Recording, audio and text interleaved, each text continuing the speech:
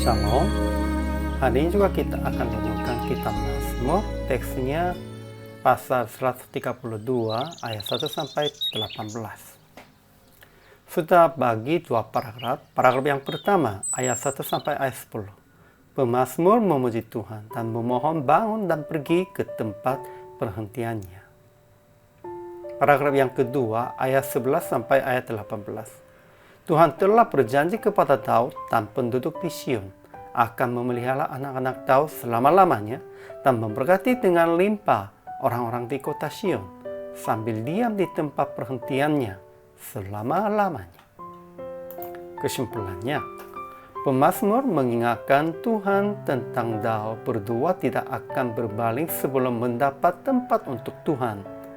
Daud dan penduduk-penduduk Sion membawa tabut kekuatannya ke Yerusalem dan sujud menyembah di sana. Katanya, pemazmur memohon kepada Tuhan bangun dan pergi ke tempat perhentiannya. Kemudian dituliskan janji Tuhan kepada Daud.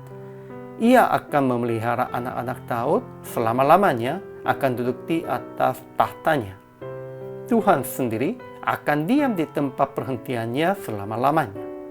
Dan janji akan memberkati dengan limpah orang-orang di kota Sion dan akan menumbuhkan tanduk bagi Daud, musuh-musuhnya akan dipermalukan.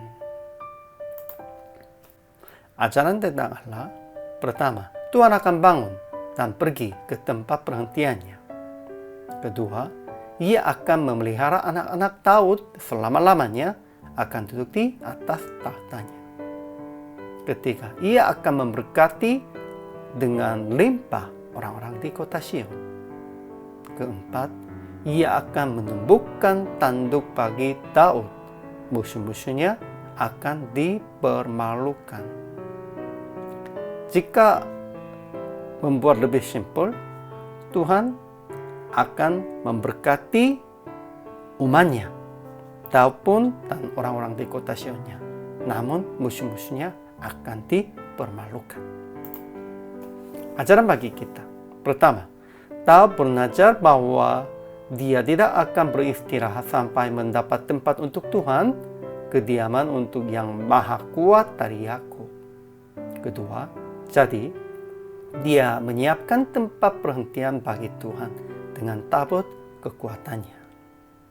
Ketiga, dia memohon kepada Tuhan bangun dan pergi ke tempat perhentiannya. Maksudnya diam di antara orang Israel, di antara orang-orang Sion.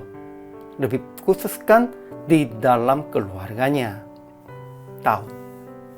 Keempat, dia memohon kepada Tuhan jangan menolak orang yang ia urapi. Itu pun juga sebutkan tentang dirinya sendiri. Aplikasinya. Pertama, kita harus memohon kepada Tuhan akan Ia tetap beserta dengan kita. Namun sebelumnya kita harus berjalan bersama dengan Tuhan. Ya, sebenarnya sekalipun kita tidak memohon begitu, Tuhan tetap menyertai. Ini janji Tuhannya. Pentingnya, kita berjalan bersama dengan Tuhan atau tidak. Kedua, percaya akan Tuhan tidak menolak kita, sebab kita telah dipilih oleh-Nya. Ketiga, memberitakan janji Tuhan memberkati umat-Nya kepada sesama yang jatuh dalam kesulitan. PR praktiknya demikian. Sediakan tempat dan waktu khusus supaya bergaul dengan Tuhan dan Ia diam di dalam hidup kita. Ya, khususkan waktu atau khususkan tempat untuk doa dan renungkan firman di dalam hari ini dan seterusnya. Kemudian memberitakan janji Tuhan memberkati umat-Nya kepada sesama yang jatuh dalam kesulitan.